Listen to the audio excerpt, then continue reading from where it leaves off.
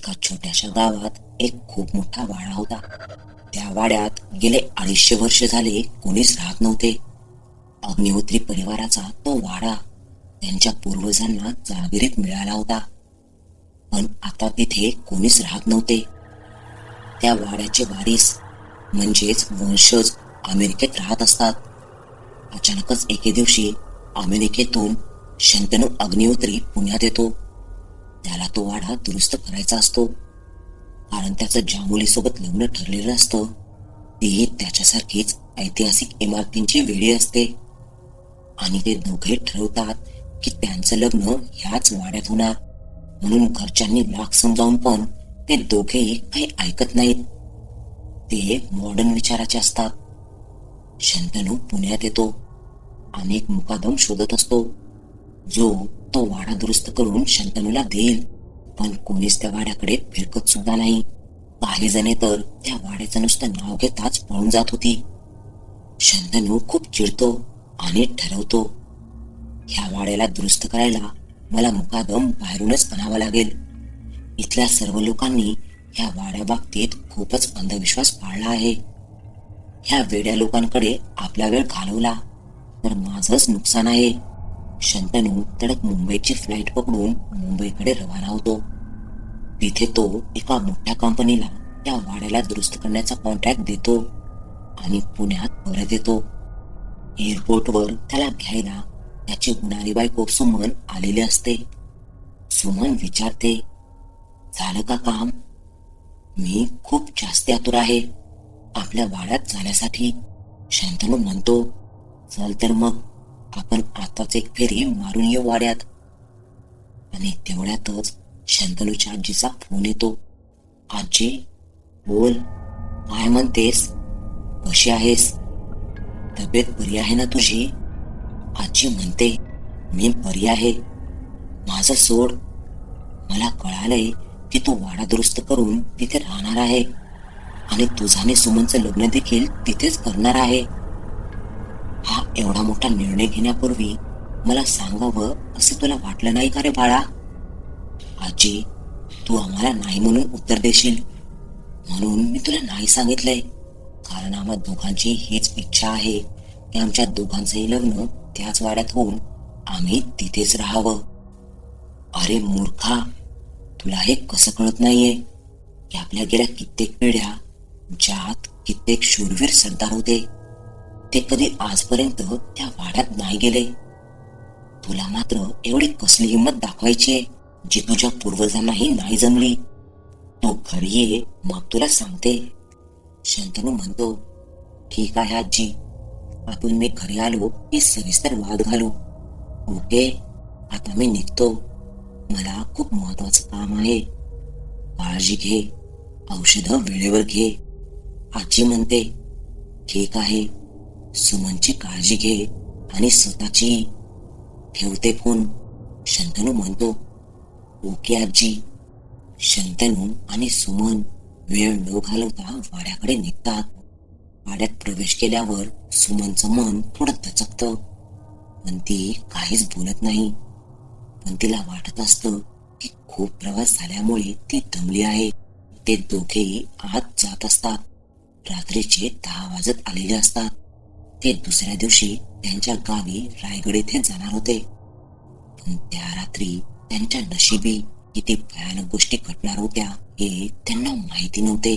त्यांचा हा निर्भयतेचा प्रवास त्यांना कुठे घेऊन जाणार आहे हे त्यांनाच माहिती नव्हते.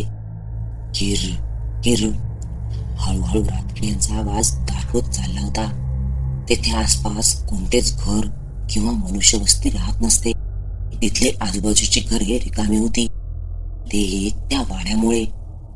पण ह्या गोष्टी शंतनू आणि सुमनला ह्या दोघांनाही माहीत नसतात. ते मोबाईलचा फ्लॅश चालू करून वाडा पाहायला आत जात असतात. तेवढ्यातच सुमन म्हणते, मला खूप भूक लागली आहे. शंतनू विचारतो, सुमन, आता इथे कुठे जेवता येणार आहे? सुमन म्हणते, डोंट वरी, मी डबा आणला होता तुझ्यासाठी. आपण प्रवासात खाल्ला असता, पण चल आपण इथेच डब्बा खाऊया. शंतनू म्हणतो, सुमन, पण इथे सगळीकडे धूळ आहे. आपण इथे कोठे बसून जेवणार आहोत. तेवढ्यातच जोरात हवा येते आणि तेथील पाळणा थोडासा अगदी साफ होतो आणि तिथल्या एका जुन्या झालेल्या झाडाची मोठी फांदी तिथल्या नुकत्याच बसवलेल्या प्लास्टिकच्या नळावर आदळते. तो नळ तिथे काम करणाऱ्या एका माळ्याने लावलेला असतो. तो सकाळी लवकर येऊन तिथल्या गवतांना पाणी देत असतो. तरी सुद्धा तिथले गवत हे फारसे हिरवेगार नसते. ते दोघेही त्या सर्व गोष्टींकडे दुर्लक्ष करून तिथल्या नळाच्या पाण्याने तो पाळणा थोडा साफ करतात. तेवढ्यातच शंतनू त्याच्या कारमधून एक कापड घेऊन येतो आणि तो पाळणा साफ करून ते दोघेही तिथे त्यांच्या मोबाईलचा फ्लॅश चालू करून जेवायला बसतात. सुमन डब्बा उघडते. असा आवाज येतो. शंतनू, मला घाबरवायचा प्रयत्न करू नको. मला बिलकुल भीती नाही वाटत आहे. जेव चल. शंतनू खाली मान घालून ती उजवीकडे आणि डावीकडे झपाट्याने फिरवत असतो. तिला काही समजत नाही की नक्की शंतनूला काय झाले. तिला त्याचा चेहरा पण दिसत नसतो. परत आवाज येतो. शंतनू घोगऱ्या, विचित्र जड आणि दुहेरी आवाजात बोलतो. आज खूप दिवसांनी पोटभर जेवायला भेटणार. सुमन म्हणते, ए काय कसला घाणेरडा आवाज काढतोयस रे तू. जेवायचं नसेल तर तसं सांग. ही असली नाटकं करू नकोस. सुमन चिडून बोलते. तेवढ्यातच शंतनू जोरात त्याची मान वर घेतो. नाटक आम्हाला आवडतच नाही आणि आम्ही पाहतही नाही. पण ह्या विषाटपेक्षा तुझा सुगंध खूप स्वादिष्ट आहे. शंतनू लालच असलेल्या आवाजात बोलतो. तुलाच खाऊ का. सुमन ते बोलणं ऐकते आणि त्याचा चेहरा पाहते. तो पांढराफट चेहरा, लाल बुंद डोळे, लाल काळ्या जखमा आणि काळे दात, हे सर्व पाहून ते जोरात किंचाळते आणि डोळे बंद करते. तेवढ्यातच तिला शंतनूचा आवाज येतो. सुमन, काय झालं. का किंचाळलीस तू. सगळं ठीक आहे ना. सुमन डोळे उघडून बघते तर शंतनूचा आवाज आणि चेहरा सर्व काही नीट असते. तिला वाटते की हा तिचा भ्रम होता. सुमन म्हणते, काही नाही, स्वप्न बघितलं. चल आपण जेवून घेऊ. ती विषय बदलून त्याच्यासोबत जेवत बसते. दोघंही छान जेवत असतात. सुमन म्हणते, कॅन्डल लाईट डिनर खूप वेळा केलाय 5 स्टार हॉटेलमध्ये, पण असा flash light dinner so called भुतिया वाड्यात पहिल्यांदाच केलाय. किती छान वाटतंय. वा. शंतनू म्हणतो, चल आता जेवण झाले, पटकन वाडा पाहूयात आतून. चल लवकर, डब्बा बंद कर. आणि तेवढ्यातच शंतनूचा मोबाईल वाजतो. तो बघतो तर काय, आजीचा फोन असतो. हॅलो. हा आजी, बोल. कुठे आहात बाळांनो. पोहोचलात का आपल्या बंगल्यावर. शंतनू म्हणतो, नाही आजी, आम्ही वाड्यावर आहोत. वाडा पाहायला आलोय. आता जेवलो इथे. आता वाडा पाहू आणि मग निघतो इथून. आजी म्हणते, अरे तुला कोणी हा मूर्खपणा करायला लावला. लाईट आहे का तिथे. वाडा कसा पाहणार आहेस तू. तेवढ्यातच नेटवर्क प्रॉब्लेममुळे फोन कट होतो आणि दोघांच्या मोबाईलचं नेटवर्क पूर्णपणे जातं. आजी तिकडे सगळ्या घरच्यांना सगळं काही प्रकरण सांगते आणि सर्वांना घेऊन पुण्याला यायला निघते. इकडे सुमन आणि शंतनू दोघे वाड्यात शिरतात आणि आत शिरताच एक कुबटवा सुरू होतो. सगळीकडे काळोख. मग काय, दोघे एकमेकांना पकडून चालू लागले. तेवढ्यातच शंतनूच्या लक्षात येतं की वरच्या मजल्यावर उजेड आहे आणि इकडे सुमनला एके बाजूला हिरा दिसतो. त्यामुळे दोघे नकळत एकमेकांचा हात सोडतात आणि वेगवेगळे होऊन आपल्या नजरेस आलेल्या गोष्टींकडे वळतात. आणि मग सुरू होतो त्या वाड्याचा खेळ. हिरा पाहायला जात असताना सुमनला हेच लक्षात येत नाही की ती शंतनूपासून लांब झालीये आणि आता हा वाडा तिच्यासोबत काय खेळ खेळणार आहे. त्या वाड्याची भीती वाटण्याचं सर्वात महत्वाचं कारण, त्या वाड्यात 250 वर्षांपूर्वी एक प्रसंग घडलेला की तिथे राज्य करणाऱ्या एका राजाला भेटायला एक तांत्रिक आलेला असतो.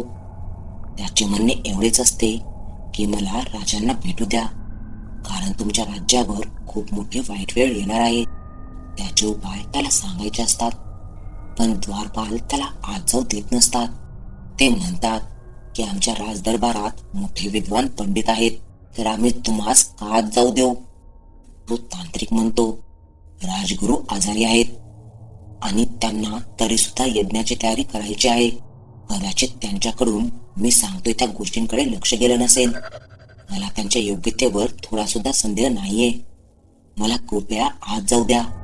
कसेबसे आत गेल्यावर तो तांत्रिक महाराजांना सांगतो, महाराज, तुमच्या राज्यावर खूप मोठे विनाशकारी वादळ येणार आहे, जे इथल्या राहणाऱ्या प्रजेला खूप महागात जाऊ शकते. राजगुरू म्हणतात, कसले विनाशकारी वादळ? महाराज, तुमच्याकडून एक मोठी चूक झाली आहे.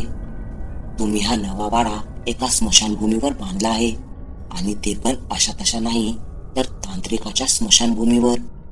आताच्या आता हा वाडा आणि इथे वसलेला गाव रिकामा करा. तुमच्या जुन्या राजधानीत परत जावा. त्याचे बोलणे बरोबर असते हे राजगुरूंना माहिती असते, पण ते काहीच बोलत नाहीत, कारण राजाच्या भावाने हा सर्व डाव रचलेला असतो. आणि जर राजगुरूंनी सत्य काय आहे हे राजांना सांगितले, तर राजांचे भाऊ हर्षवर्धन त्यांच्या परिवाराला क्षती पोहोचवणार असतात. म्हणून राजगुरू त्या तांत्रिकाला खोटे बोलू नकोस आणि राजकार्यात बाधा नको आणूस, म्हणून त्याला परत पाठवतात. तो खूप विनवणी करतो, पण त्या प्रामाणिक आणि राजाचं हित पाहणाऱ्या तांत्रिकाचं कोणीही ऐकतच नाही आणि त्याला जायला सांगतात. तो तांत्रिक जात असताना हर्षवर्धनचा खास माणूस त्या तांत्रिकाचा खूपच जास्ती अपमान करतो. तेवढ्यातच तांत्रिक चिडतो आणि म्हणतो, मी तर इथे तुमच्या मदतीसाठी आलो होतो, पण इथे माझा प्रमाणाबाहेर अपमान झाला आहे. तो तांत्रिक श्राप देतो की तुम्ही सगळे आज भ्रमात जगताय. तुम्हाला भय कशाला म्हणतात माहिती नाहीये ना. एक दिवस असा येईल की ह्या राज्यात राहणाऱ्या प्रत्येक व्यक्ती दररोज एक नवीन भय पाहिल आणि भ्रमात राहील की सर्व काही ठीक आहे. त्यानंतर जसं तो तांत्रिक बोललेला असतो तसंच होतं. त्या राज्यात प्रत्येक जण भ्रमात आणि भयामध्ये जगायला लागतो. एके दिवशी राजाला पण भयाचा आभास होतो. त्याच्या खोलीत अनेक लोक असल्याचा त्याला भ्रम होतो, पण ते भ्रम नसते. तिथे खरंच 100हून अधिक आत्मा एकत्र उपस्थित असतात. त्या आत्मा राजाच्या शरीरात शिरतात आणि एक एक करून राजाचे सर्व अवयव बाहेर काढतात. जी पाहून राजाची बायको बेशुद्ध होते आणि बेशुद्ध झाल्यावर तिच्यासोबत सुद्धा तसेच होते. तेव्हा हळूहळू सगळ्यांनाच त्या तांत्रिकाचे बोलणे सत्य वाटू लागते. मग काय, पूर्ण गावच्या गाव खाली होतो. आता तिथे सुमन आणि शंतनू दोघे अडकले होते. तिथले प्रसंग आता त्या दोघांनाही त्यांच्या खेळात सामील करते आणि तिथल्या आत्मा सुमनला शंतनूचं आणि शंतनूला सुमनचं रूप घेऊन 3 वाजेपर्यंत भ्रमित करून त्यांची मजा घेतात. आणि मग काय, 3 वाजता तिथे मेलेल्या राजाचे आणि त्यांच्या बायकोचे आत्मे यांचे आवाज सुरू होतात. रडके आवाज, वाचवा वाचवा, कोणीतरी वाचवा. आणि शेवटी 3:25 तो खेळ संपायला येतो आणि त्या आत्म्यामधली सर्वात जास्त ताकदवर आत्मा तिथे येते. सुमन तिला पाहून ओरडू लागते, वाचवा, सोड मला, प्लीज, मला जाऊ देत. सुमन रडते, पण ती आत्मा सुमन सोबत तेच करते जे राजासोबत घडले होते. ते होत असताना शंतनू खाली येतो आणि त्या आत्म्यावर हमला करतो, पण तिच्यासोबत जे झाले ते शंतनू सोबतही होते. त्याचे सुद्धा अवयव बाहेर काढले जातात. दुसऱ्या दिवशी त्यांच्या त्या वाड्यात 10 ते 12 पंडित आणि अघोरी दोघांनाही घेऊन येतात, कारण तेथील वाईट शक्ती किती शक्तिशाली झाली असेल याची त्यांना कल्पना नसते. मग ते येताना दोघांनाही बरोबर घेऊन येतात, त्यांच्या शिष्यासहित. पण उशीर झालेला पाहून सगळेजण हताश होतात. ह्या दोघांचंही लग्न होणार होतं, पण आता काय झालं आहे हे जेव्हा ते पाहतात तेव्हा आजीचे प्राण तर तिथेच निघतात. मग तो वाडा कायमसाठी बंद होतो आणि तिथे आज पण कुणी जायच्या आधी 100 वेळा विचार करतो.